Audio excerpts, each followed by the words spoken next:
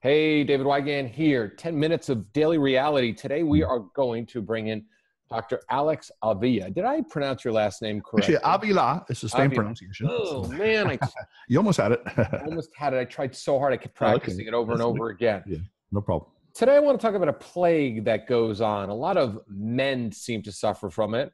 A lot of women seem to suffer from another disease. So we're going to talk about two diseases that are plaguing people in dating. We're going to talk about dating Okay. today, relationships. Alex, there is a guy out there. He's nervous as can be. He just somehow or another in his lifetime, somebody has told him that he was never to be needy because of all the bad advice that goes on out there. And everybody says, you just can't be needy.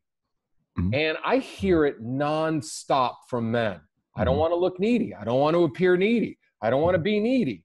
And the fact is, we all, and this is from a great quote from a friend of mine, we're all looking for the healthiest codependency we can possibly find with somebody because we all really, truly need one another. We were built to live in a village. We weren't built to live in a village on our iPhone called Facebook. We were built to connect with one another on a daily basis. We need one another. But yet, there seems to be a lot of very bad dating advice that's been going on for the last 15 years since the internet has exploded. And these men feel like, oh, God, I don't want to be needy. So what do you tell somebody that is plagued by the neediest plague? Well, the word needy is an interesting term. It indicates a desire for someone to fill you. And there are different ways to look at it. I mean, need is something that can be biological. You know, I need water, I need food, sex, companionship. But it can also be a lack of something internal where you feel the other person is going to somehow save you or bring you something that you don't have without you having your own inner strength. And I have a podcast, Love University, where we talk about loving ourselves, others, and a higher nature. But the first step is loving yourself. And I think we talked about this last time when you were on my show. Yep. That self-esteem, loving yourself is the key in the beginning of all relationships. So people that have maybe a vacuum inside, maybe from childhood, they didn't feel loved by their parents or they had cold parents or something like that. And they try to fill that with the partners that they choose, male or female do the same thing. And as a result, they maybe pick the wrong person. They get into incompatible relationships, maybe abusive relationships sometimes, where the other person senses the weakness and they take advantage of it, or they try to hurt the person or abuse them in some way. And you know the phrase that the hammer seeks the nail, and the person who's aggressive seeks someone who can be pounded, and the nail seeks the hammer.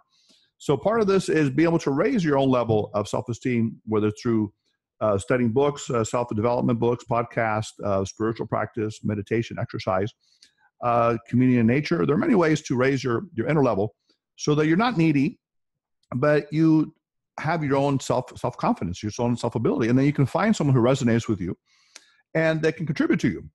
Because I think it's kind of like interdependence. We rely on people, but we also have a sense of dependence and independence at the same time. That's the ideal combination, for people to be happy. Yeah, it's interesting because my relationship with my girlfriend, I need her, she needs me, but there's not a weakness in that because we're two very dependent, confident, secure individuals in our own life. But yet when we need, it's a beautiful thing to crawl into bed with her. I need to hug and need to feel that closeness. When something bothers me, I need to speak with her. And I think there's something that I learned years ago. The best 4-letter word in the English language is help. We need one another. We need to help one another. And we need to also, during our insecure moments, allow each other to express why we feel a certain way in a very safe place. And you notice they're all 4-letter words: safe, need, and help, which are all things that all of us need in a relationship. Yeah, David, there's martial arts. I don't know if you ever studied, there's exercises. And one of them is where you're back to back with the person and you kind of lean toward each other. And if the other person suddenly withdraws, you could fall back. But if there's a connection, then both of you are equally balanced. It's kind of like being in a harmony state. So the idea is to, you lean on each other, but, not so much that you push the other person or that they push back, but you're connected and balanced. So I think if you have a balanced relationship, then it's a healthy relationship. You know how to give and how to take. Also, there are exercises where you move your hand and they move their hand backwards. So it's kind of a flow that's very natural. It's like pushing and taking, giving and taking at the same time. It's interesting. Yes. That's interesting. An interesting analogy, because it is martial arts, if you think about it. Some relationships are as dangerous as some of the martial arts video games. Exactly. Marriage martial arts, right? Yeah. It's a very push-pull. I think all relationships are. I mean, we are born to have a partnership. However you define partnership is all uniquely what we all strive for. We all have different versions of what partnerships are to you and I, and anybody listening right now, their definition of partnership might be different than our definition of partnership. But I think that's what it really comes down to, because people, like I talked about earlier, people are afraid to be needy, and they're also afraid to be codependent, when in reality, it's the most beautiful thing is to feel safe. So when you need somebody, or you feel safe in a relationship, you're able to express your fears so the person can actually go and calm you down and make you feel better and more secure.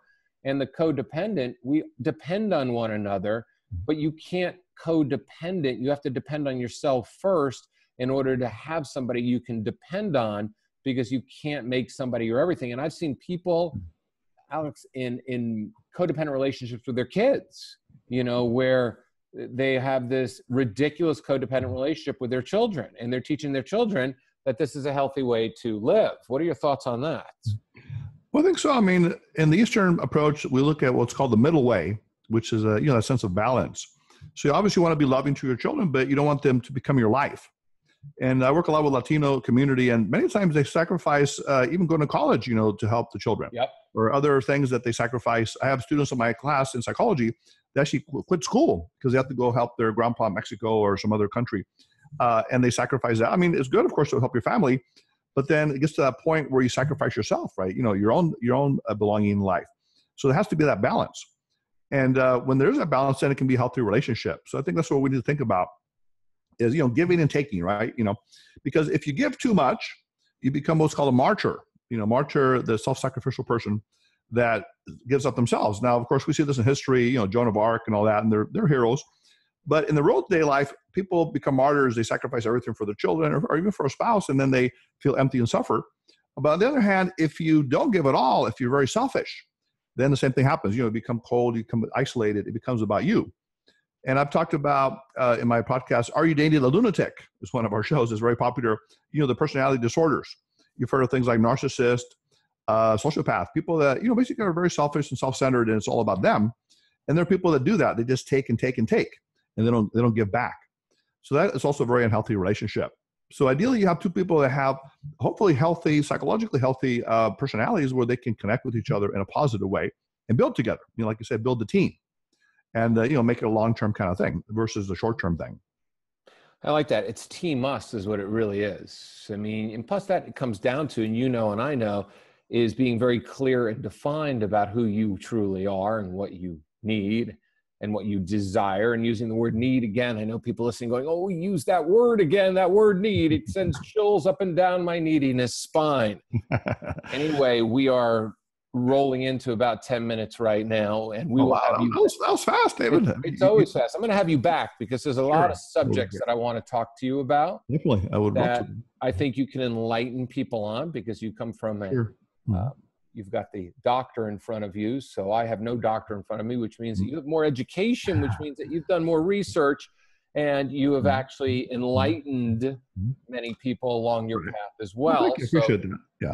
You have a doctor, doctor in life, right? Which is a good doctor to have, right? And, it is a good doctor to have in life. But anybody that's got doctor in their title, I always think to myself, you took the educational route that really taught you a lot of things. I was not ready for an educational route when I was younger. Right. I really wanted to just smoke pot and drink alcohol and chase women. Girls. Well, time, women. Now you have the chance, right? Love University is our podcast, and people can tune in and basically learn these lessons and enjoy what they're learning. Which is awesome. So they can find you at Love University. It's on iTunes, right? That's correct. loveuniversity.love, and we have a weekly podcast on loving yourself, others, and a higher nature. And we, by the way, I want to congratulate you, David. We have one of our most popular shows when you were on the show. Awesome. We just got our numbers back, and it was a smash hit. So it's a great feeling to have success, in that I sense. love it. I like being popular. You know, makes me feel good. I like to be popular in the real world, but not in the Facebook world. There you go. So, That's the way to do it. anyway, Alex, thank you so much. I appreciate your time. For all the rest of you, we will see you tomorrow, which will be Saturday. And spread the love. You know, this is what it's all about. Don't feel bad if you feel neediest and codependent. You can always work on that stuff so you can be healthy codependent and a healthy need. You don't need to be part of the plague. I will see you all tomorrow. Thanks, Alex, again. Take care. Bye-bye. Bye.